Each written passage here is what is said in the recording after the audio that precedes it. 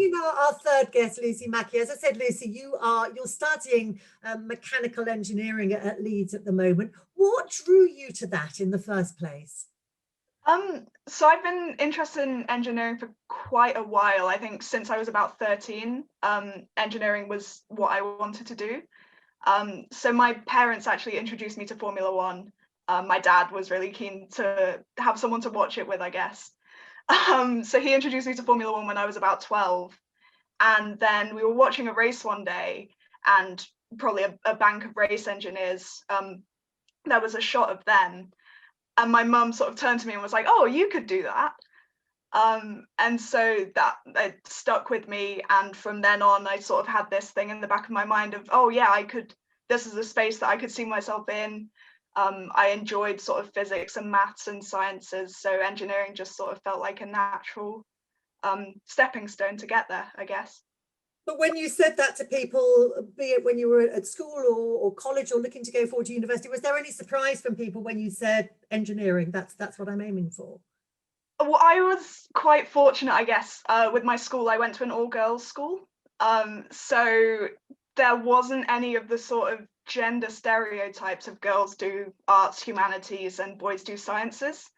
And we were very much encouraged to just sort of pursue what we wanted to pursue. And similarly, my parents just sort of let me enjoy what I enjoyed. So yeah, definitely on route to university and on route to engineering, I was quite lucky that there wasn't much pushback when I would tell people. I find that really interesting because I've been involved in various different sort of seminars and have met various women working as engineers in motorsport, and my experience is the vast majority of them went to all-girls schools. So there's definitely, I think, something that comes from that. So tell us about your role in Formula Student. Tell us a little bit about Formula Student first of all, because it could well be that not everybody is totally au fait with it. So Formula Student, it's a global competition, but it's for university students. And in a sort of 1-year design cycle, we design and manufacture a single-seater race car, and then take it to competition and compete against other universities. So we compete in the sort of design aspect of it, but then also looking at like a business, we have to do a sort of fictitious Dragon's Den style pitch, as well as if we were sort of trying to get investment for our car. And then also looking at all the costing, and then of course the racing part, which is the bit that everyone's most excited about, I guess. And what's your role? You're the boss, I guess, if you're the team principal. Yeah, so I sort of oversee everything. At the moment, we have 2 projects running side by side. We have a combustion car, which is what my main focus is on, but then we also have an electrics car, who I think Alex, actually, who's in charge of that, I can see her in this call. So I oversee both of those projects, make sure everything's running smoothly, make sure everything's done to time, to budget, and I'm the sort of annoying one that nags people to get their tasks done, I guess. Which aspect of it do you enjoy most? I guess it's not the nagging. Maybe I enjoy it a little bit, but no, I think it's really satisfying seeing everything coming together, and seeing the situation we were in sort of when I took over. Obviously I took over in June, so right in the middle of COVID and everything. Everything looked a bit bleak. We just decided that we weren't going to compete in the summer, and we had all the uncertainty about what would happen from September.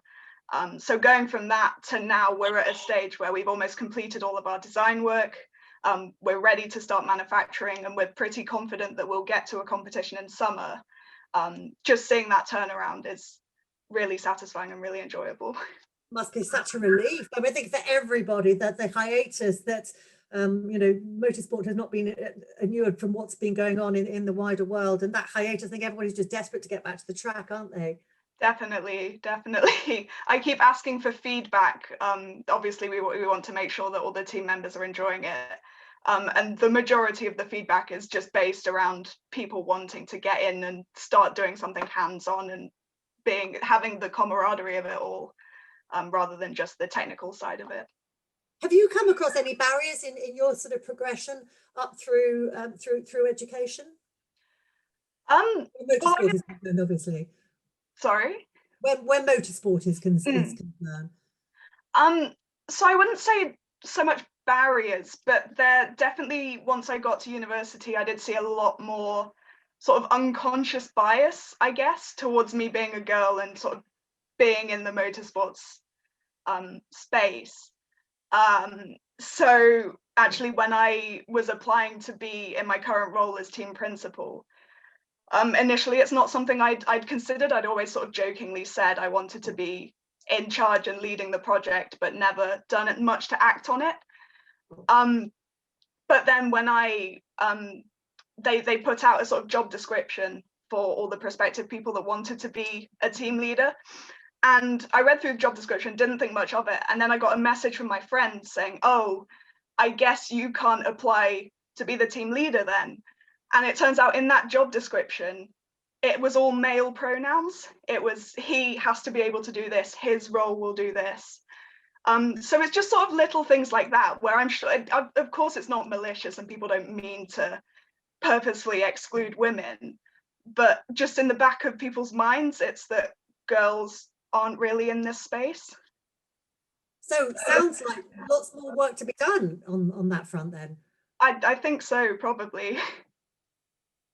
And how do you think, how can fellow undergraduates and students get involved in motorsport? What experiences that you've had can you share that might be helpful for people who are interested in getting involved in motorsport?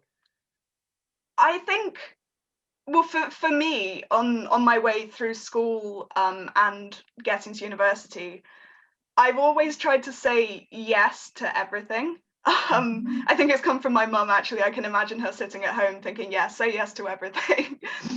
But yeah, my school was really great at putting on these sort of little STEM design and build events, and I would religiously go to all of them.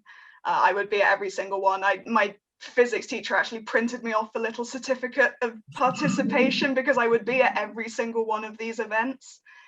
And similarly, when I got to university, I knew about Formula Student, and I sort of hunted that down and made sure that I was there and I was at the meetings and I was part of the team right from the beginning. So just trying to take part in as many extracurricular things as you can, and as you want to, and not feeling guilty for being there. If it's something you want to do, and you get chosen to do it, there's no reason why you shouldn't be there. And from where you're sitting, is there anything that you can see that sort of within Formula Student or within engineering generally could be done more to encourage people like you, to encourage more women to come in, other than remembering to put the right pronouns on, or both pronouns, or all pronouns even, or just forget them altogether, the person, you know, to encourage more sort of diversity of gender within within your side of things? I think it really does start with school-aged people. Like you say, a lot of people that you've come across, or a lot of women that you've come across, have gone to all girls schools. I don't think that's necessarily a coincidence. So in mixed schools, I mean, obviously I can't speak to how the environment is, but I can only imagine it's a less open space for women to be interested in sciences. So starting from secondary school or even younger, just fostering this environment of girls can do whatever it is that they want, and just getting rid of the stereotypes. However that can be done, I'm not sure, but well, hopefully events like today will play a small part in making that happen.